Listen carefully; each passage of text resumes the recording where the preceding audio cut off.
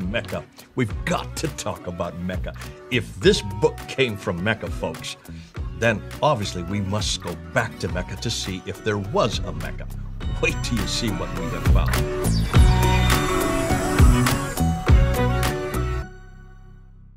Yeah, and this is something that Shoemaker brings up in page 96 of his book, this book here, Creating the Quran. He asks an amazing question. This is why I love this guy, because he's asking the question no one wants to answer, and that is, if this Quran was received between 610 and 622 in a place called Mecca, and then from 622 to 632 in a place called Medina, those are historical places. We're talking about a historical fact. Between 610 and 632, there needs to be a Mecca, there needs to be a Medina there in order for him to have received this Quran in those two cities, known as the Hijaz, the central part, very close to where you grew up and where you were born. You were born in Jeddah, not too far from Mecca, right? That is correct. So he goes back, he says, let's take a look. Could this book, the Quran, with all its sophistication, with all its enormous amount of theology, enormous amount of bibliology, because it's talking about biblical characters, it's talking about biblical places, it's talking about biblical events, it's talking about theological disputes, it's talking about even Christian disputes, enormous anti-Trinitarian versus Trinitarian disputes. Who is Jesus? Does he ever claim to be God? Does he deny his sonship? Does he deny his divinity? Does he deny the Trinity? These are, the Quran is full of these references, which suggest, therefore, there has to be Christians there in Mecca, Medina for these discussions to have happened. There has to be Jews there to have even given the material on all these biblical characters, Abraham and Moses. Enormous stories about Abraham going into the Kaaba and destroying those idols in chapter 21 of the Quran. These are good stories. The difficulty is, or the supposition is, if all this material is there in the Quran, then there have to be Jews and Christians, there have to be people, there have to be thousands of people living in these. You brought up on one of your shows, and you do this, you brought up somebody, one of your, who was saying that at one point that there may have been anywhere from 8,000 to 10,000 Jews in Yathrib. And Shoemaker, hearing something like that, would pull his hair out, because that's not what the scholars are finding. So what we need to do, and what Shoemaker does, and he goes back and he says, let's go look at these places to see if it could have accommodated this script, if it could have accommodated a Quran of this sophistication, hugely sophisticated. Because why?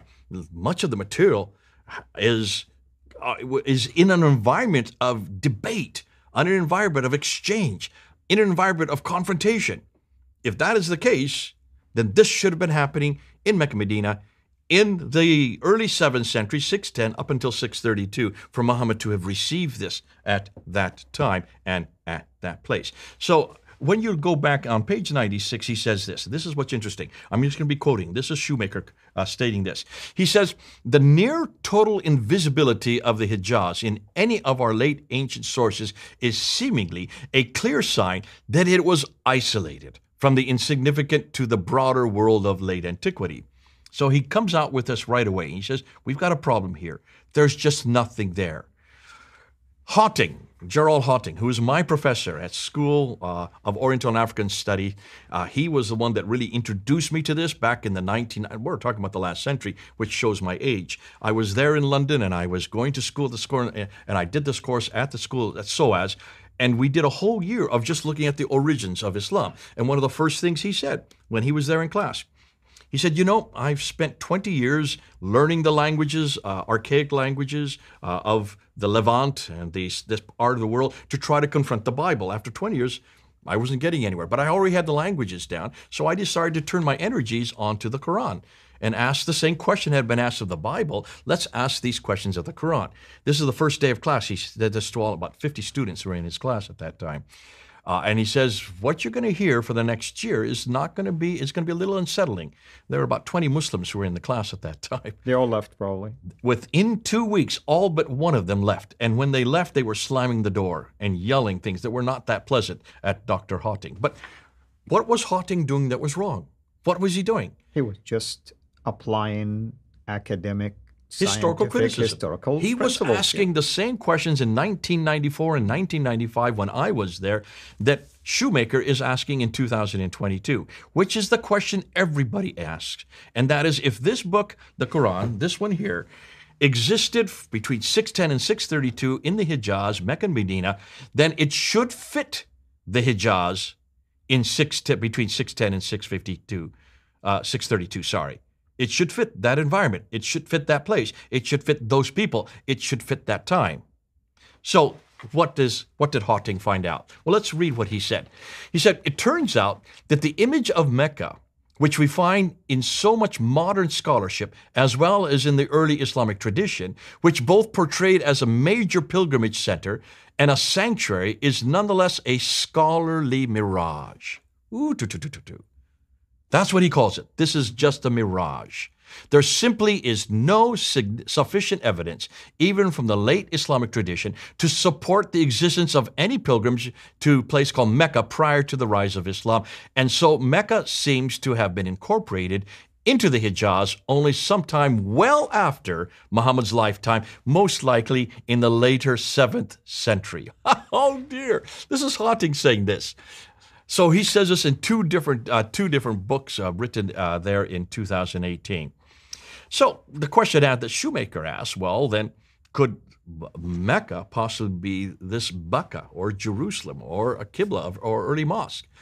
Where did this Quran place Mecca?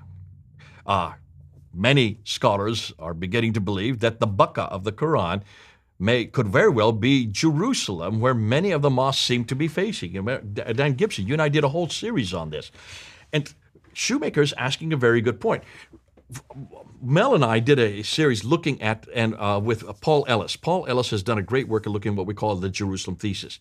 And he got back and he found out that Becca actually is well known. Becca is where the pilgrims, the Jewish pilgrims, would stop before they went into Jerusalem. It was like the last stop to get rested before you go and do all your sacrifices there at the temple. Becca is very well known, but that's way up in Jerusalem, not a good 1,000 miles further south.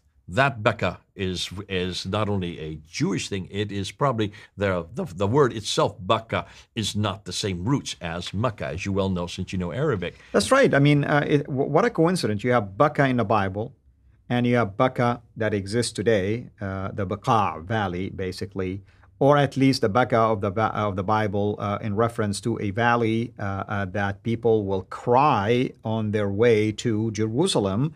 And somehow the Quran uses that word to represent Mecca, which is a geographical area that is way up north. What a coincidence. What a coincidence, yeah.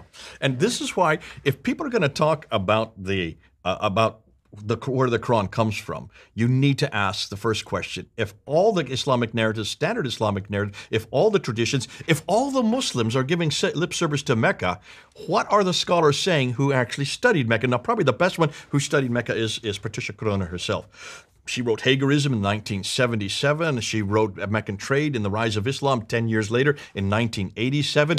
She is the only one that reads and writes the languages, 15 languages from that area, from that place. Therefore, she's the best qualified. I don't know of any Muslim that has done what she has done. And she has gone back, and this is her conclusion about Mecca. Let me just read her conclusion.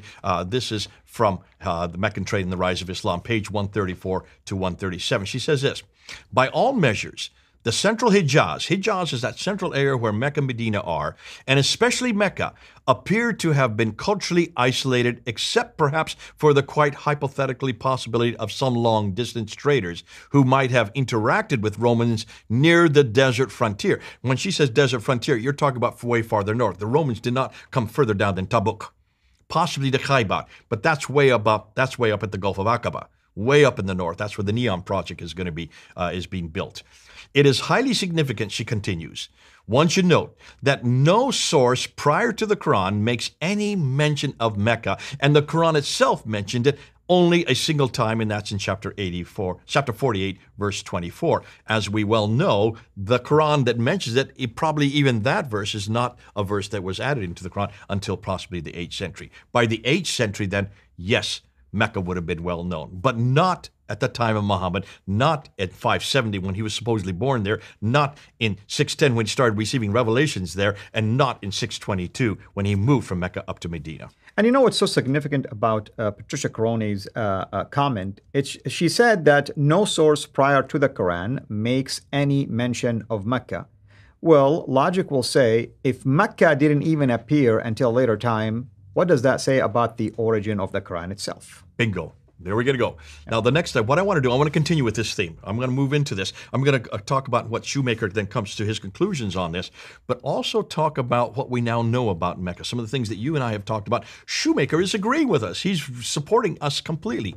Amazing what he comes up with, but that's for the next episode. Wonderful, brother. So exciting. And I hope everybody is benefiting from this. And I can speak on behalf of Dr. J. We encourage you not only to watch it, but take the material. Take the material and use it in your own outreach, use it in your own debates, use it in your own apologetics, use it in your own evangelism, and also bring in awareness, not just to the church, but to our Muslim friends. I'm sure many of you have Muslims in your own network that you can reach out to them in a far better way than we can connect with them. We only speak to them through the screen. You can speak to them face to face. We're doing this for their sake. We want them to find the true path to heaven, and that's our Lord Jesus Christ, and that's our invitation to them. Thank you, brother, as always. Thank you, everyone, for watching. This is Al Fadi, over and out. God bless. Thank you for watching this video. Be sure to like and subscribe to our channel, Sira International, and click on the bell so that you receive notifications whenever we publish a new video or go live.